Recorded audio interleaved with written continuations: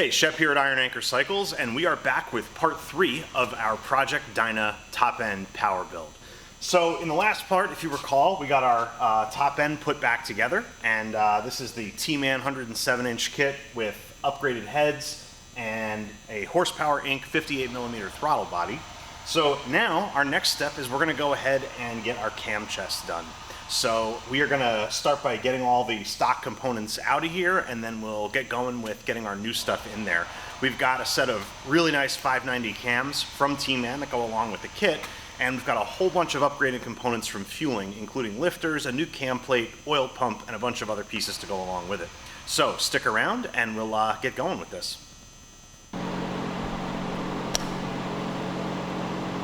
All right, so we're ready to get started here. Our first step is going to be to go ahead and get our cam cover and lifter covers taken off. So we'll do that now.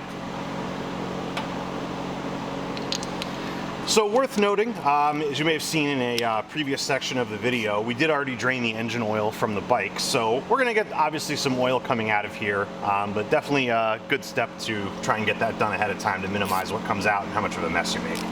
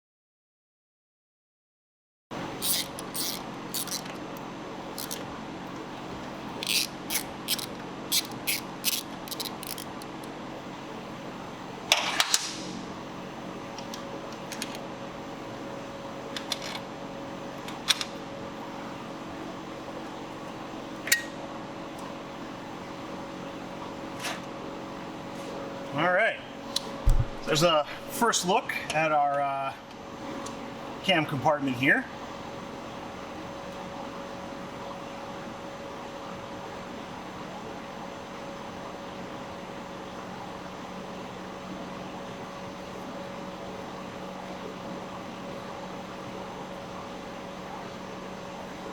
Okay. So now that that's off, we'll let some of this oil drain. At the same time, since we're going to be installing new lifters, we'll go ahead and get the tappet blocks off. Worth noting, this is not necessarily a required step. If all you want to do is change the cams and you're not looking to upgrade the rest of the compartment, that's doable, and you can use a magnetic holder to hold those lifters in place so they don't fall down into the cam chest while you take those cams out. But in our case, we're doing a full upgrade, so we're going to take everything out and start by getting the lifter blocks off now.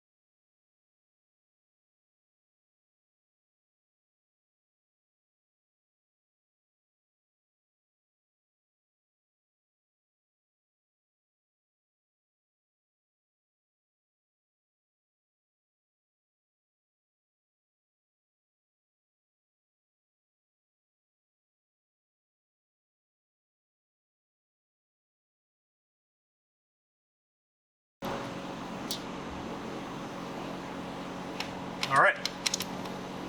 So there's that. And then, so our front one popped off, the rear one gasket's holding it in place, so we'll just grab a soft-faced hammer and we'll just give that a tap.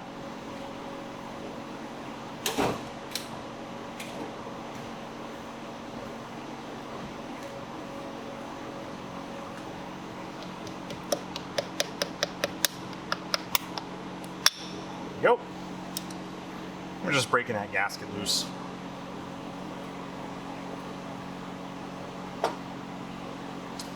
All right, so from here we've got some other pieces to remove. Obviously we've got gaskets here on the lifters that need to come off. The lifters themselves need to come out along with the retaining pins. So we'll do that, and then we're gonna start by digging in and getting the cam plate and cams out. That will involve getting the chain tensioner off, removing both of the sprockets and the chain assembly, then pulling the cam plate, and then we'll have access to the cams and to the bearings, which we'll be replacing as well. All right, so at this point we are gonna go ahead and get some more of these components removed. I'm gonna start up here with the lifters. The first thing I'm gonna do is get these old gaskets out of the way. And these obviously are going right in the garbage. Okay. All right, so the next thing I'm gonna do is pull the alignment dowels out, keeping track of which one came from which side, front and rear. Always just a good idea to put things back in the same place where you found them.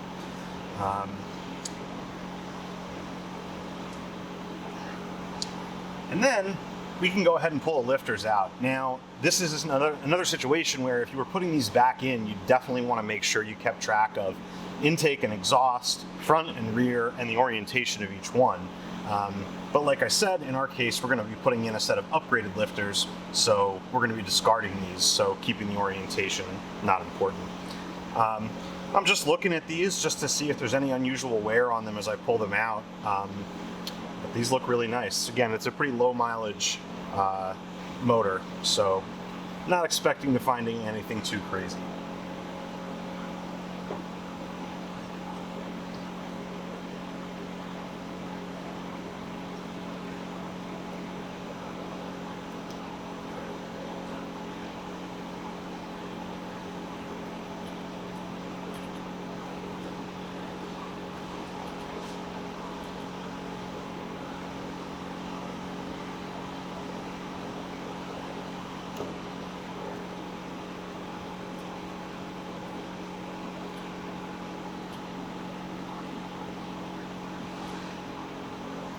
All right.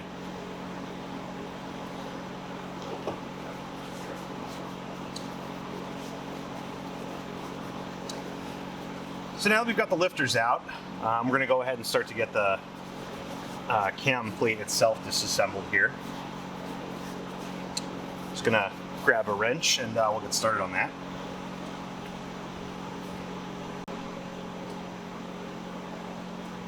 So our first step is going to be to go ahead and get the chain tensioner out of the way. What we're going to do is just break these screws loose first. Okay, and I'm going to go ahead and just put a paper clip in here, which will keep the tensioner from popping out as we release the tension on it.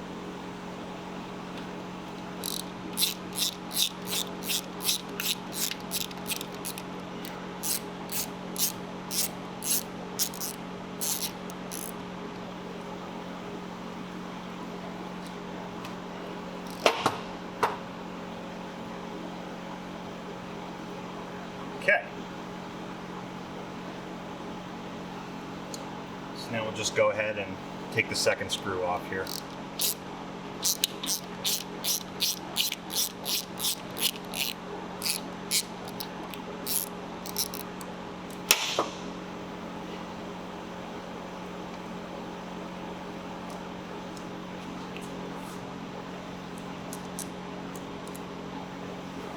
All right.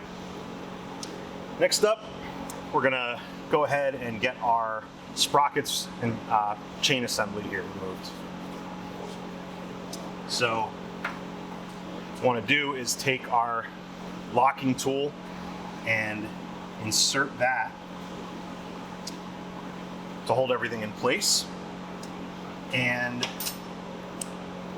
go ahead and break these loose. Now, obviously these are put on with Loctite, so this can take a little bit of effort to get these off. So use the appropriate force, but obviously keeping in mind that you don't want to damage anything.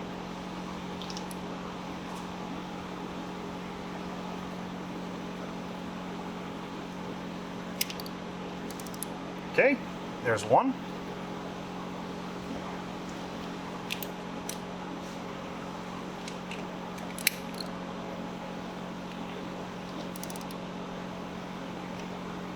And two.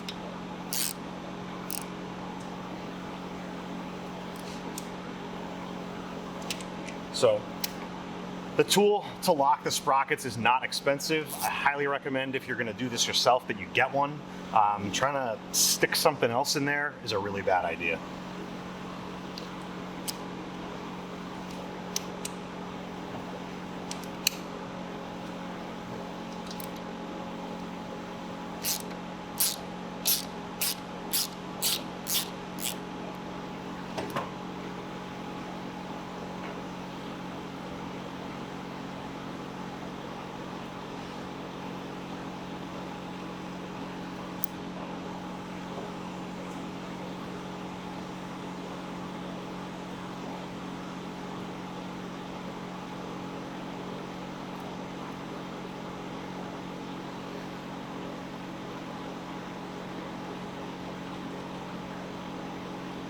Alright. Now, what we're going to want to do is just walk this assembly off. But actually, before I do that, one thing to point out, another important piece is to make sure that when you put the sprockets and chain back on, that the chain goes back traveling in the same direction that it was before. What we're going to do to make sure that we do that is not only leave this together as an assembly when we take it off, but I'm actually just going to go ahead and mark one of the links on this chain, which essentially will tell us which was the outside of the chain. With a different marker.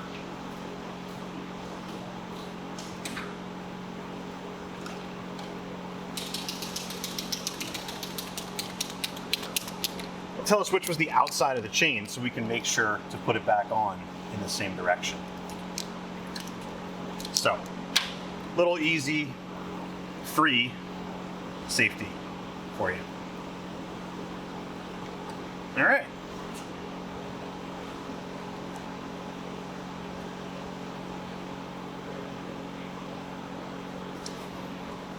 Cool. So we're getting there. So now, obviously, something to keep in mind is, as you pull those sprockets off, making sure that you keep track of everything that comes off or doesn't come off with it. In this case, didn't have any shims or anything come with it. We've got the washer still sitting here. So our next step is we are going to go ahead and get this cam plate out, and the cams will come right with the assembly.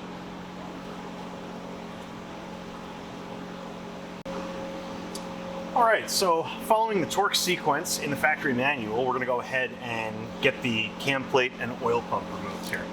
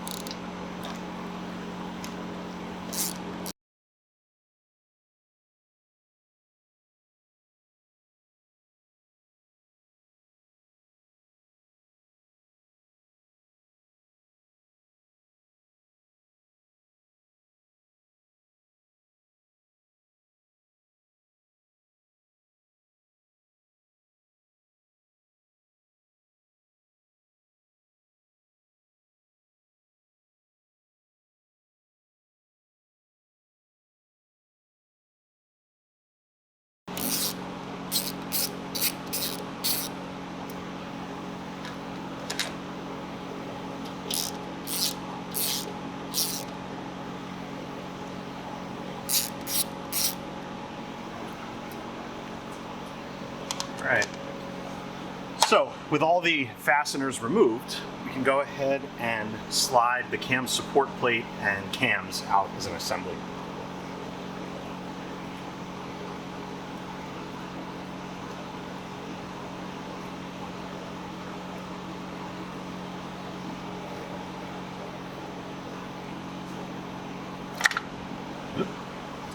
There we go. Just gonna let this drain a little bit here.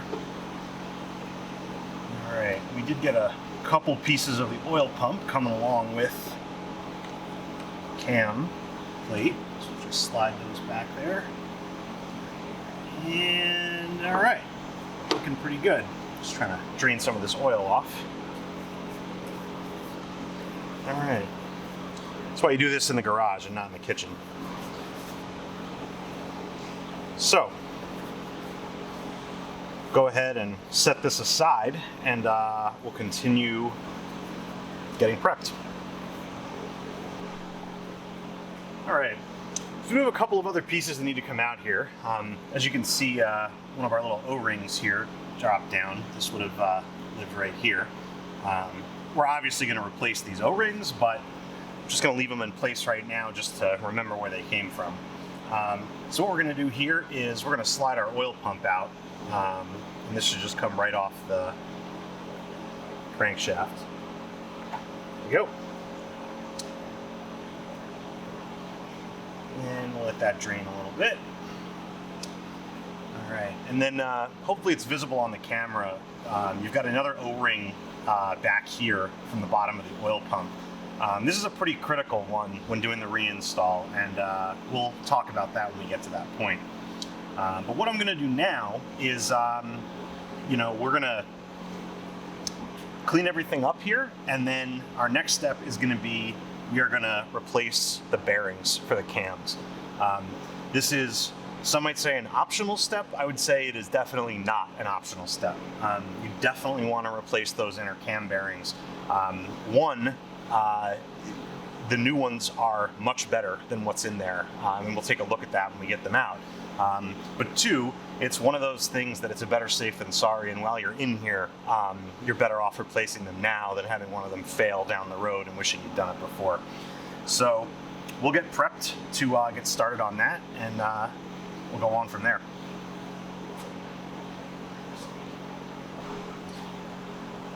All right, so one other quick thing before we get to removing the inner cam bearings is go ahead and check the runout on the pinion shaft here.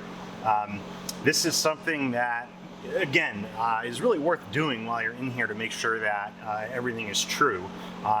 Really nothing worse than going through all the effort of doing this only to find out that you're going to ruin everything that went in. So we've got is our runout tool from fueling on here. Real simple, tool just slides on and the dial indicator will show you what's going on with that pinion shaft. So got it set at 0 here. Go ahead and turn that rear wheel in 6th gear, and we'll see how we're looking.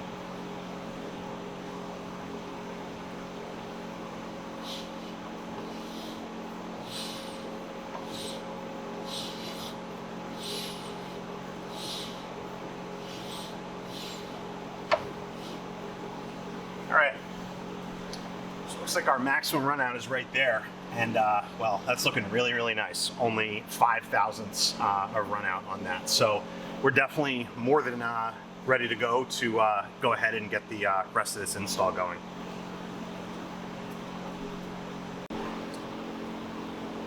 All right, so we're going to go ahead and get going with removing these cam bearings, and pretty simple to do this. Just gotta put the tool in there, get it set, and tighten it down and slide those out. So here we go.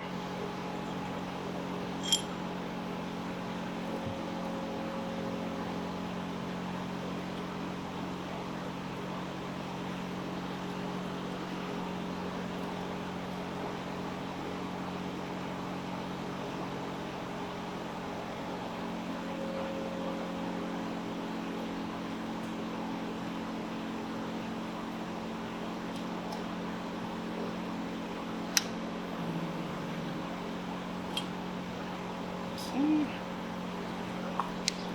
a little hard to do this left-handed. Try and come around the other side. It might block the camera though.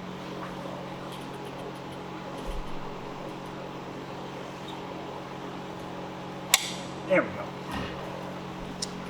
Alright, so with the tool fully seated in there, you want to make sure that you've got it all the way through and behind the bearing. Otherwise, when you expand it, you'll break the bearing and drop the rollers inside the case, and that's a bad day.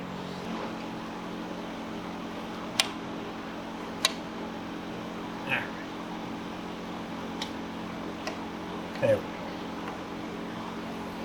Now, go ahead and put the collar back on.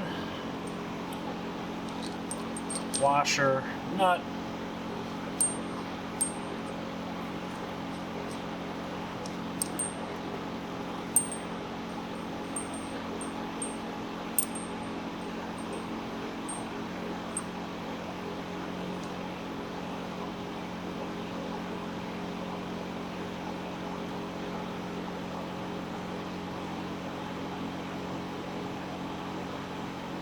All right.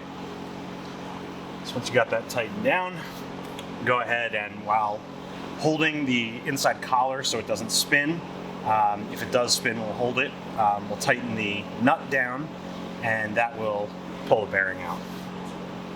All right. So we'll get going with tightening this down and pulling that bearing out.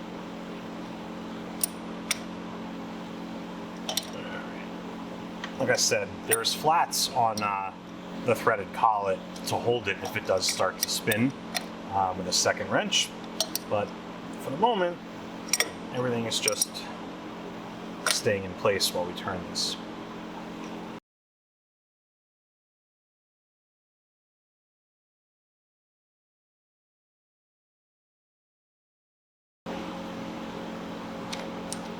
All right, and there it is.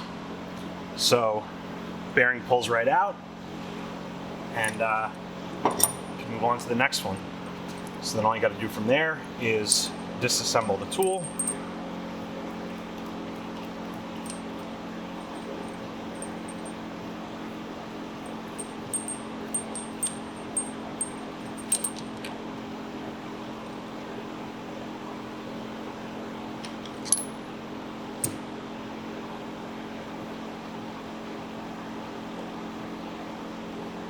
And then you got your bearing. We'll just go and get this off of here, just knock it off, and then we'll go ahead and do the next one.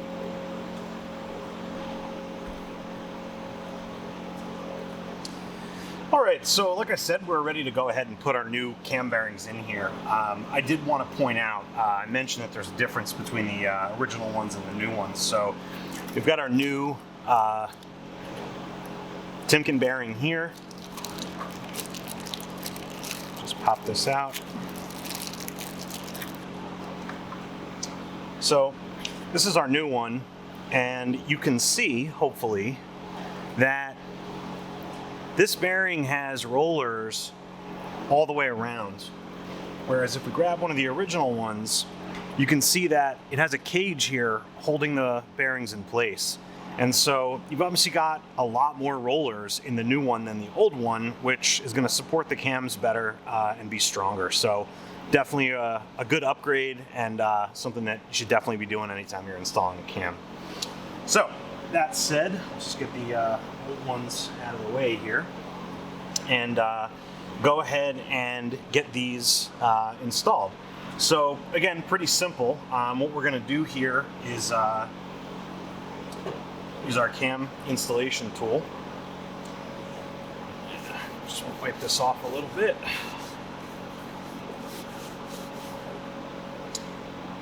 And we're going to do this twice. You've got two different holes here, one for each side, obviously. And just want to make sure that we get the orientation of this correct, where the screws are going to go in.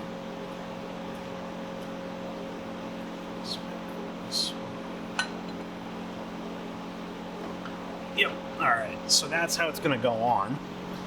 So we'll start with the right side here. So what we're gonna do is thread the shaft in here.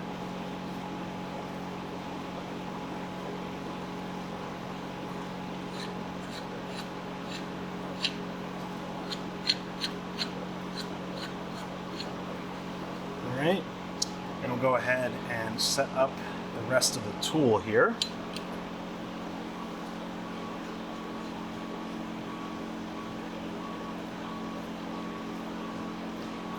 Alright, and then we've got the arbor here. It's going to go on the end. Alright, so just going to wipe this down, make sure everything's nice and clean. Going to add a little bit of oil here.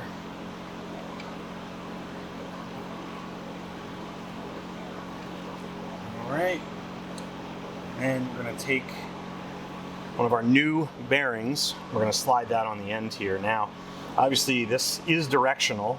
You've got lettering and part number, etc. on one side and nothing on the other. All that writing is going to face you out as you install this. So go ahead and put that on here. And go ahead, just make sure we're all clear in here.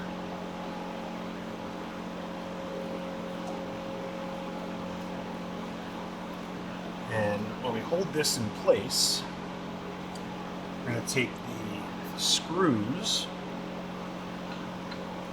and get this support plate put in place.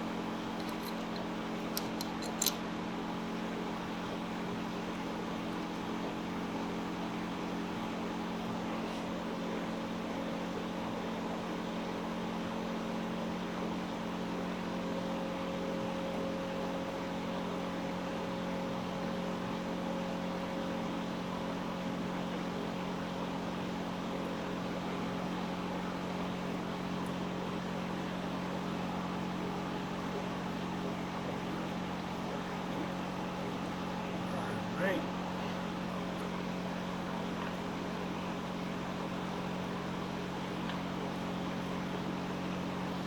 Okay, I'm gonna make sure this is fully seated, and I should have mentioned that arbor that goes in that cam there is stepped, and you can see it when I take it out.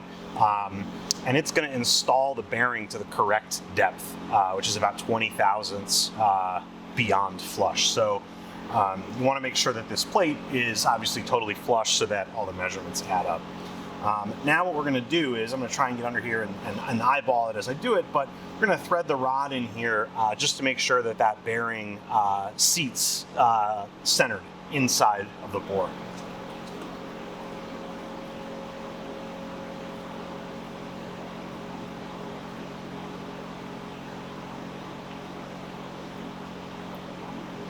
Right, we are looking good.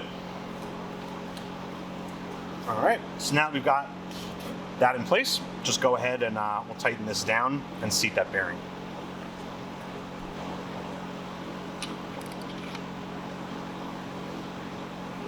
All right, and just like the way out, nice and slow and smooth is the way to do this. If you feel any kind of resistance or anything that feels different from how it's been feeling, you just want to stop and check and make sure that you know, this is going in straight and you're not having anything hang up. So I'm just going to take another look. Still looking really nice.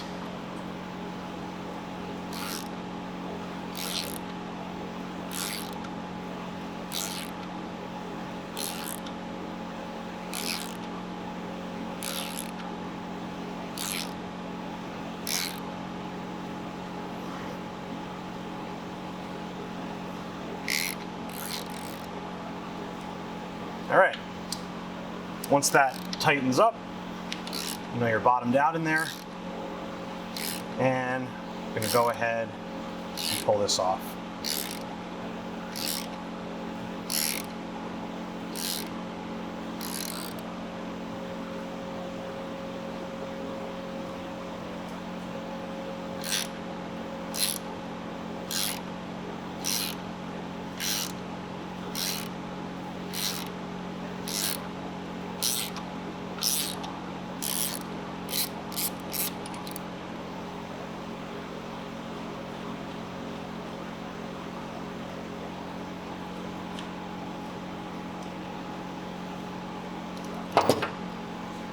Take out our supports, thumb screws here.